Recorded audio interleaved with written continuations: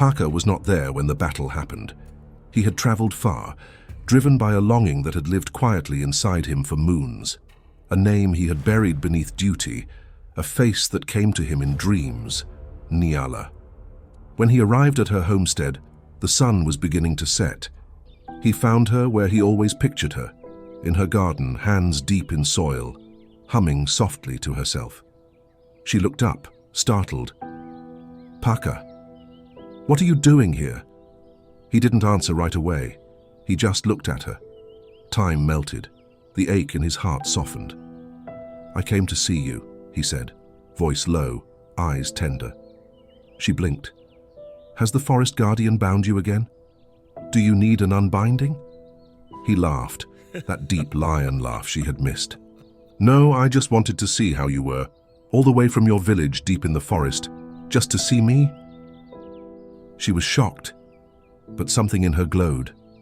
Nyala had thought of him often, especially since seeing Akina. She remembered that day how Paka had called her name in his dreams. She had tried to forget him. But how do you forget fire? You are watching the Tales of the Savannah. Subscribe and be part of the tribe. Now let's get back to the story. "Would you like to come inside?" He nodded. Yes. Inside her hut she made tea. They spoke of everything and nothing. The world melted away. There was no rage in him now, no edge. He had changed, and it was beautiful. When night came, they did not sleep. They talked until their words became dreams, and they slept peacefully until the sun returned. Nyala woke and looked at him. He slept without a worry on his face. This was real. This was a gift. The next day, the air between them changed. A look lasted too long.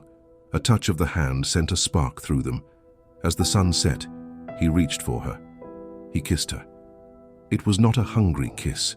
It was a question, and her answer was yes. That night, they did not speak. Their bodies spoke a different language. It was a slow dance, a giving and receiving of pleasure. It was as natural and beautiful as the ocean waves, washing over them again and again until they fell asleep, tangled together, complete. In the deepest part of the night, a dream found Paka. It was not a dream of pictures. It was a feeling, the feeling of his father. The smell of his father's strength and pride filled the dark. Then a voice, not a sound but a feeling in his bones, a command. "Paka, son of the lion, come home." His eyes opened. It was morning. Nyala slept beside him, peaceful. His heart jumped with a fear he did not understand. He got up quickly. "I must go," he said. Nyala woke. Confusion, then hurt, filled her eyes. The beautiful night was over, and he was leaving. Now? Why? Maybe it was that age-old clarity that came over a man after a night of pleasure. "My father," he said, his mind already far away. "He called for me." He saw the pain on her face. He had hurt her, but the call was too strong to ignore. He stepped outside. With a great roar, he changed. His body grew. Tawny fur covered his skin. Where the man stood, now stood a giant lion. He looked at Nyala one last time, a sorry look in his lion eyes. Then he turned and ran toward home, faster than the wind. When Paka returned, his heart shattered. The village was ash. Smoke curled like ghosts in the wind.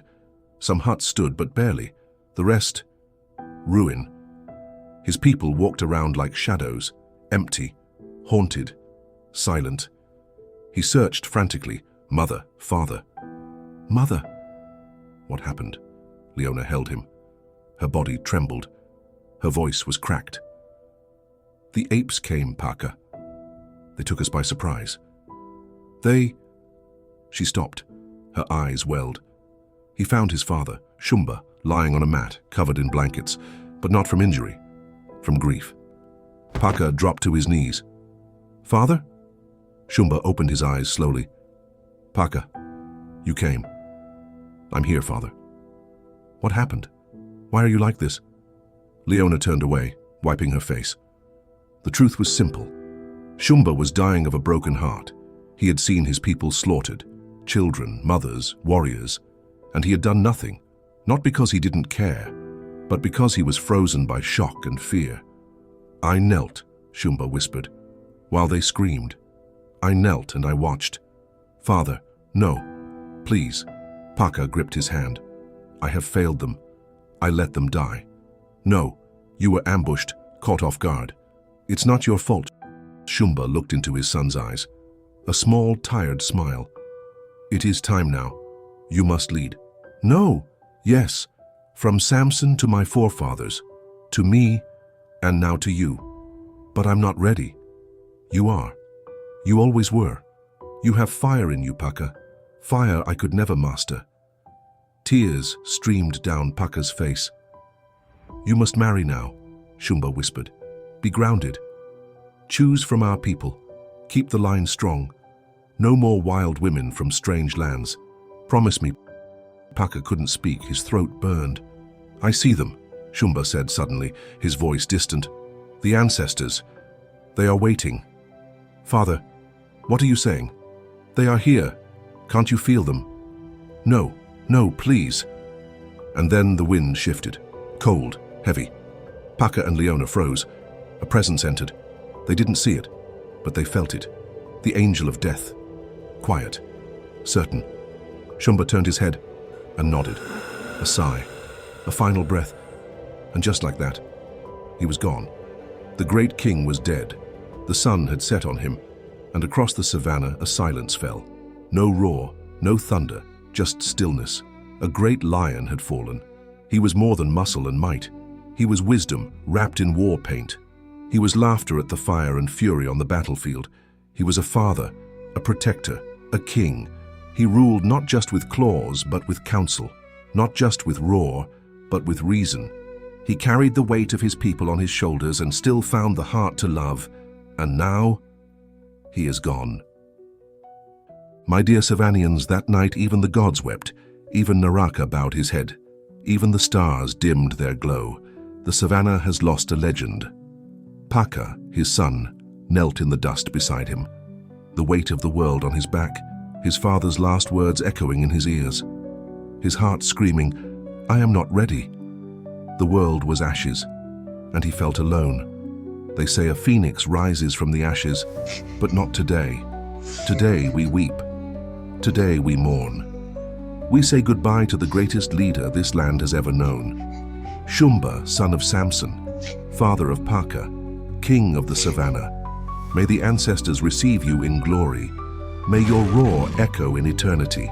Savannians, let the fire burn tonight in his honor. Let the drums beat not for war, but for memory.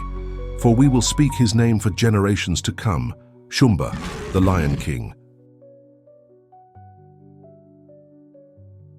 When Jabali returned with a steaming cup of tea, Sekai was fast asleep. Her body was curled tightly on the bed, her breath shallow, her skin pale with exhaustion. Jabali stood in the doorway and smiled. So she had decided to stay. He placed the cup gently on the table beside her and covered her with the cloth. Then he left. There were meetings to attend, a land dispute to settle, chief duties. But while Jabali handled the matters of the village, Sekai slept like one who had run through storms, her limbs heavy, her mind dazed. She didn't know it yet, but her body was making room for new life. Something had taken root in her, and it was demanding every drop of her strength. By the time she woke, night had fallen. Jabali had returned and was pacing the room, annoyed. There was no food prepared. The fire was cold. But when he looked at her, his anger softened. She looked lost. Sekai tried to speak, but her words fumbled. Her mind foggy, her body still tired. Later that night, far away beneath the sacred Baobab tree, a different kind of gathering was taking place. The moon was high and full. The wind around the Baobab tree howled like it remembered an old hymn. Shadows moved in silence. The witches of the Sisterhood stood in a wide circle, their faces lit by the flames, all dressed in robes, all watching one woman, Mother Superior. Her voice cut through the wind. "Tonight we end it." The circle did not breathe. We warned her. We chased her. We toyed with her. But now the time for mercy is over. A murmur moved through the witches. She refused her gift. She insulted the Sisterhood. She stole Chipo from her path, and for that the price must be high. One witch stepped forward. Tato. "Make her walk mad through the village," she hissed. "Let her become a lesson." "Let her scream in the night for her sanity," added another, but some voices trembled with doubt. "Isn't that too cruel?" That's when Zanele, Sekai's mother, stepped forward, her eyes full of fury and secrets. "It must be forever," she said. Anita, her eldest, nodded. "She took our power and gave it to the sea. She will pay." Let her mind twist until the end of her days, Mother Superior raised both hands. "So be it. The punishment shall be madness." A low chant began to rise. Bind her mind. Twist her soul. Silence the voice that disobeyed. May her name be dust in the mouth of the moon. They moved in a circle. Slow at first, then faster. The wind picked up. The fire blazed blue. The earth below them pulsed like a drum. By blood and bond. By womb and will. We tear her name from the book of daughters. Let the stars forget her. Let the gods forsake her. Let her be nothing. Their eyes turned white. Their hair floated like smoke. Gift denied. Gift erased. Let her mind run and never find home. And across the village in Jabali's hut, Sekai screamed. Her body arched off the mat. Her hands flailed, grabbing at the air, clawing at something no one could see. "Stop it! Stop it! Get off me!" she screamed. Jabali did not wake. He snored gently beside her, as if drugged, as if spellbound. Sekai's screams turned to sobs, then laughter, then howling. She rolled off the mat, her fingers digging into the earth, her eyes wide with horror. She saw things, heard whispers, 1,000 voices screaming the name Akina. She couldn't breathe. She couldn't think.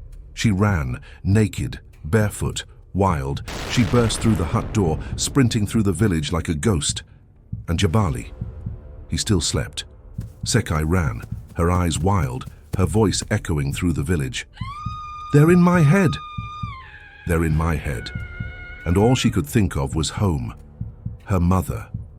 Maybe her mother could help. Under the Baobab tree, the witches fell silent. Mother Superior opened her eyes. "It is done." Some smiled, some looked away, unsure. But Zanele watched the moon with hard eyes. She will never forget this night.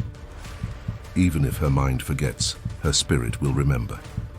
They disappeared one by one into the shadows, their work complete. And in the distance, the sound of Sekai's screams danced with the wind. She would never be the same again, and neither would Jabali, once he woke to find his bed cold and empty. The wedding had been beautiful. Truly, everything had gone according to plan, the music, the vows, the dancing. On the outside, it was perfect. But underneath it all, emotions ran high. Some feelings couldn't be hidden, no matter how much you smiled. Still, the couple, Mami Wata and Lulenga, walked from guest to guest with grace, thanking them, smiling, holding hands tightly like nothing else mattered in the world. Ziva watched them, his cup never empty. He had drunk too much. Amina sat beside him, stiff and angry. She couldn't even bring herself to look at him, not after the way he had behaved. This was supposed to be their first royal event together, their debut, and he had made a fool of himself. Mami Wata and Lulenga finally reached them. "Thank you for coming, Amina," Mami Wata said, her voice soft, her eyes kind. Too kind. It startled Amina. She had been lost in thought, planning her escape from this evening. But now the Queen of the Sea was speaking directly to her. Amina straightened in her seat. "Mami Wata, it's truly nice to finally meet you." "The pleasure is mine," Mami Wata said. "The Snake Queen herself. What an honor." "Thank you," Amina said, lowering her head with respect. "You are a legend. The honor is mine. So I've heard, Mamiwata replied with a knowing smile. Amina hesitated, then carefully, my apologies for my husband. He was intoxicated. He didn't mean... Mamiwata raised a hand gently. Please, don't apologize for him. I've known Ziva for a long time. I know how he is. It is not your burden to carry his foolishness. She looked directly at Ziva as she said it, her face still polite but her eyes sharp like blades. Amina said nothing. There was nothing left to say. Lulenga turned to Ziva, his voice cool, measured. Thank you for coming. Ziva let out a slow laugh. Did I have a choice? Yes, Lulenga replied calmly. You could have stayed away. But you came, and I'm thanking you for that. Simple. Ziva leaned in slightly, eyes narrowing. Tell me something, Lulenga. Are you jealous of me? Lulenga didn't move. What would I be jealous of? My success, my power, my past. You took something that wasn't yours. What exactly do you mean? The first time you truly saw her, Mamiwata, it was during the Battle of the Black Tides. You knew of my relationship with her, and yet here you are. You married her. Lulenga held his gaze, his jaw tightening. You're drunk. I'm honest, Ziva hissed. Honest enough to say what others won't. You don't know her like I do. You'll never see the sides of her I've seen. Lulenga flinched, just barely. But the words cut deep. He knew what Ziva was referring to. The night before the battle. The things he said. The details. Truth was, he had never seen Mamiwata fully open herself. Not in that way. Ziva smiled, knowing he had struck a nerve. She holds that part back, doesn't she? He whispered. Even from you. You are king, but you are not that man. You will never be me. Lulenga inhaled slowly, controlling the fire burning in his chest. As I said, he replied, voice low and tight. Thank you for coming. And he turned, walking away before his fists did what his mind told him not to. Mamiwata watched him go. Her smile faded. Something had happened. She felt it. She gave Ziva one last look, annoyed, and followed her husband. Ziva chuckled behind them. He had planted a seed. And seeds. They grow, even in seawater. He brought her here, Mwamba. To my father's wedding, Kitapo's voice was sharp. Her chest rose and fell too quickly. The anger sat in her throat like a stone. Mwamba didn't speak yet. He simply looked at her. He knows how I feel. He knows, Mwamba. And he still brought someone else, as if I don't matter, as if I'm nothing. She turned away, trying to hold back tears. The music inside still played, laughter, joy, love, but none of it reached her. Mwamba finally sighed. Let it be, he said gently. Walk away. With dignity, with pride. Don't give him this power over you. Kitapo clenched her jaw. But I need answers.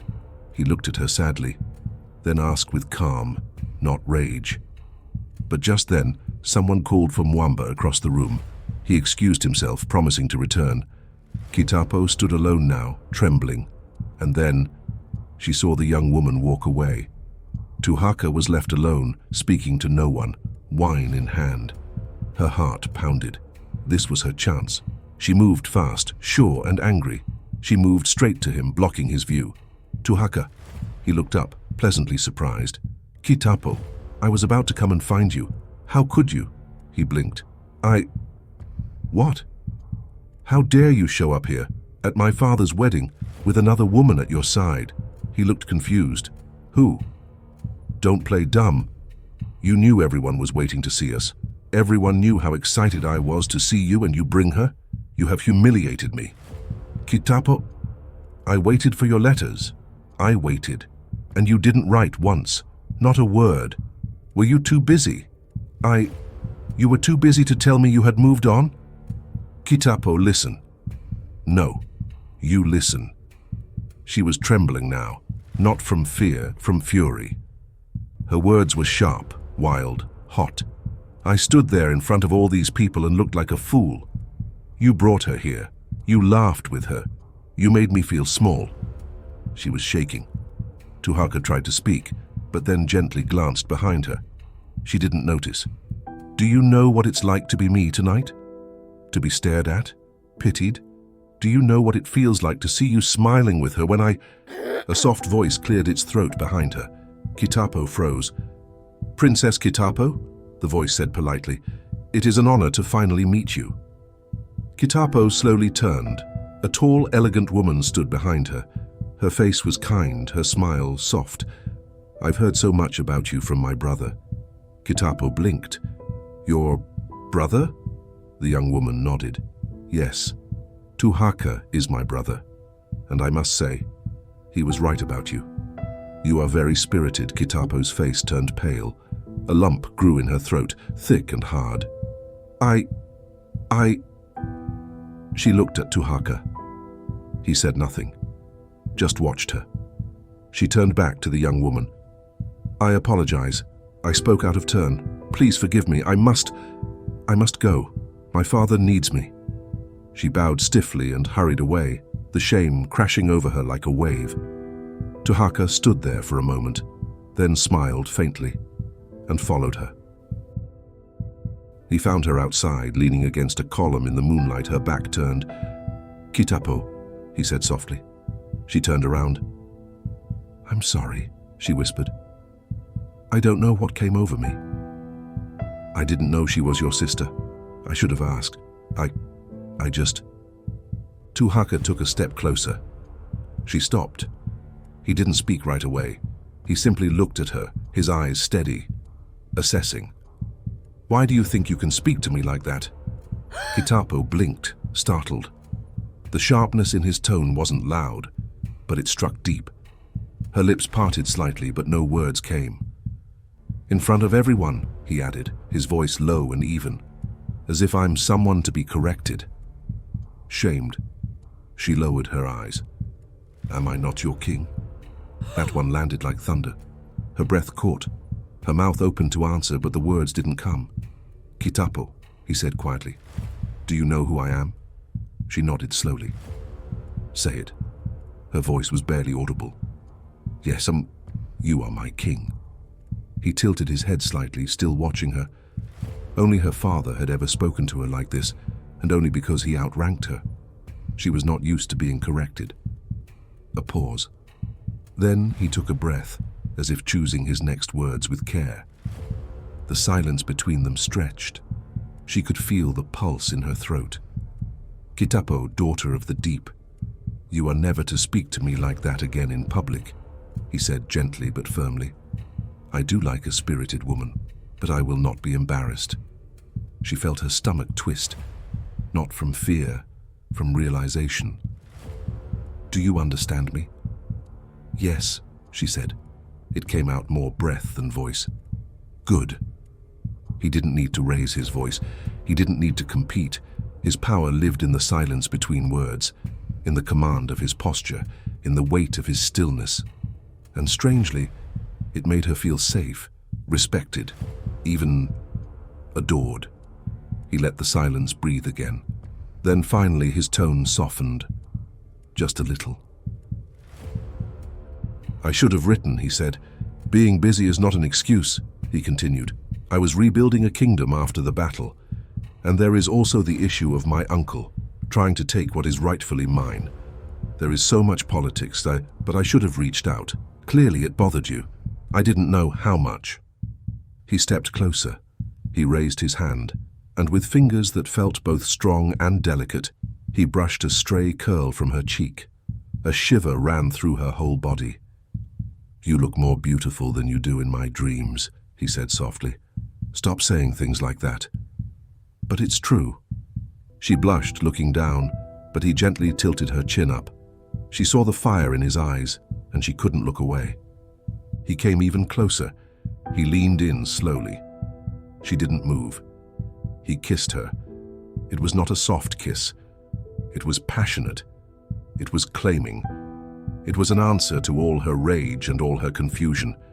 It was her first kiss, but he knew what he was doing and she was happy to let him lead. She followed, lost in the feeling. When his hand wandered to her waist, she gently placed her own on top of it, stopping him.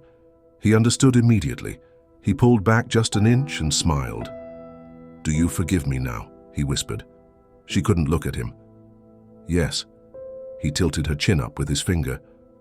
"Look at me when you say it." She looked. "Yes," she whispered, her voice steadier now, filled with a certainty that went beyond the embarrassment, beyond the anger. "I forgive you." A real, full smile broke across his face then, not the quiet, amused one from before, but one of pure, unguarded relief and joy. He didn't say anything. He didn't need to. He simply leaned in and kissed her again. This kiss was different from the first. The first had been a claiming, a release of pent-up passion and frustration. This one was softer, sweeter, a seal on their forgiveness. It was a promise, it was an answer. It was a new beginning spoken without a single word. When he finally pulled away, they were both breathless. Kitapo felt a dizzying happiness, so bright it almost eclipsed her earlier shame. She allowed a small shy smile of her own to touch her lips. Tuhaka kept her hand firmly in his. "The music is still playing," he said, his thumb stroking gently across her knuckles. "I believe you owe me a dance, princess." She bowed her head to show respect to her king. And as he led her back into the warmth and light of the feast, the angry, humiliated girl from moments before was gone. In her place was a young woman, her hand in his, walking back into the world not with rage, but with a quiet, hopeful peace. They would dance the night away, and for now, that was everything. My dear Savannians, last week we spoke of the unholy trinity, Lilith, Jezebel, and Mamiwata, air, fire, and water, and the question remained, how does a man meet such forces? This week, Tuhaka showed us. His way with Kitapo was not loud, not wild, but steady. It was the calm that tames the storm, the fire that burns without consuming, the air that does not scatter but carries weight. He showed us that the dark feminine is not all-consuming. It can be met, step by step, in reverse. There are ways and there are patterns, but above all there must be cultivation of self, because the dark feminine will test you. That is her nature. She comes not simply to oppose, but to see, to search out who you really are. And in that moment of testing, you must stand. To shout is to lose. To shout is to betray yourself. For a shouting man reveals his triggers, and a triggered man is a man who can be manipulated, a man who cannot hold his ground. A man must be immovable where it matters, gentle where it counts, and always rooted in himself. And here in the savannah we know every encounter carries a lesson, not all at once, but one by one.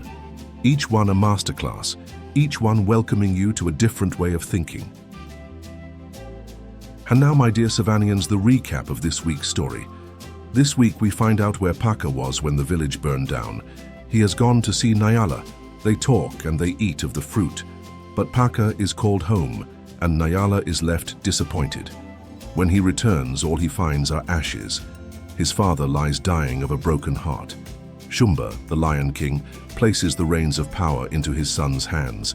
Paka says he is not ready. He says he cannot be king, but he has no choice. Shumba is slipping away. With his last breath, he gives his son wisdom, and then he joins the ancestors. And we remember Shumba, the leader he was, the love he gave, the heart he carried. The savannah will never forget Shumba, the Lion King. Far away, Jabali brews his tea. Sekai is already asleep, her body weak. She does not know, and neither does Jabali, that she carries a child within her. But elsewhere, the Sisterhood is moving. They plot against Akina to drive her mad. Yet in their plotting, they forget the oldest truth. What you do to others, you do to yourself. Soon, they will face the consequences. Deep in the waters, the wedding goes forward. The newlyweds thank all who come. But when they reach Ziva and Amina, Ziva gives Lulenga a reminder, a bitter one that breaks something inside him. In that moment, Lulenga knows Ziva understands Mamiwata in ways he does not, and it burns him. And elsewhere still, Kitapo turns on Tuhaka. She is fiery, demanding answers. But when she discovers he has only brought his sister, shame falls on her. She walks away, but Tuhaka follows her. He asks why she thinks she can speak to him in that way. He is king. She is to never cross that line again. She understands. She bows. And in the end, they reconcile. They make peace. And together, they dance the night away. What will happen next? Well, we'll just have to wait and see. Until then, stay wild, stay curious, and stay ready for what's to come. Want to support the channel and become an even bigger part of our tribe? You can join for as little as the cost of a coffee each month. Your support helps me continue creating the content you love, but of course, just having you here is already more than enough. Thank you for being part of this journey. To those of you who have already joined the tribe, thank you from the bottom of my heart. You are truly the heartbeat of this channel. And as always, thank you for watching our story, and we hope you enjoyed it. What lessons did you draw from this story? Share your thoughts with us in the comments below. Don't forget to subscribe and be part of the tribe. Thank you for watching The Tales of the Savannah. We will see you next time in the Savannah.